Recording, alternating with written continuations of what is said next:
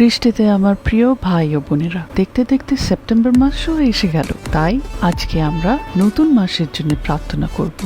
প্রিয় ঈশ্বর, তোমাকে ধন্যবাদ যে তুমি আমাকে সেপ্টেম্বর মাস দেখার সুযোগ করে দিয়েছ। এই নতুন মাসে তোমার নামে আমি সকলের জন্য একটি উদ্দেশ্যপূর্ণ এবং বিজয়ী জীবনের প্রার্থনা করছি। আমি জানি তোমাকে অনুসরণ করার মানে এই নয় যে জীবন সহজ হবে, তবে কঠিন সময়ে দাঁড়িয়ে থাকার শক্তি তুমি আমাকে দিয়েছ এবং দেবে। আজ আমি তোমার বাক্যে দৃঢ়ভাবে দাঁড়িয়ে আছি এবং আমার হৃদয়ে ভয়কে কোনো স্থান দেব না। আমি ব্যর্থতাকে আমার পরিচয় বানাতে দেব না, বরং আমি সেই বিশ্বাসের মহিমায় চলব যা তুমি আমার হৃদয়ে স্থাপন করেছ।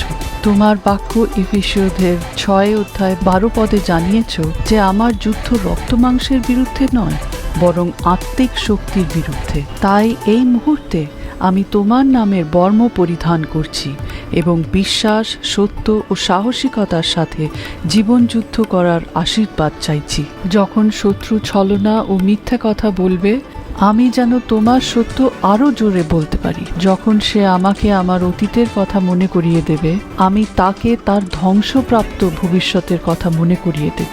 ঈশ্বর, যখন আমি দুর্বল অনুভব করব, তখন আমাকে এগিয়ে চলার শক্তি দিও। আমাকে মনে করিয়ে দিও যিনি আমার মধ্যে আছেন তিনি এই জগতের এবং শরীরের চেয়েও মহান। আমি থামব না, কারণ আমি জানি তুমি আমার আগে চলছো আর তোমার মধ্যে আমি ইতিমধ্যেই বিজয়ী। সেপ্টেম্বর হবে ঈশ্বর নেতৃত্বাধীন একটি মাস এবং আমি এটি সম্পূর্ণভাবে তোমাকে উৎসর্গ করছি।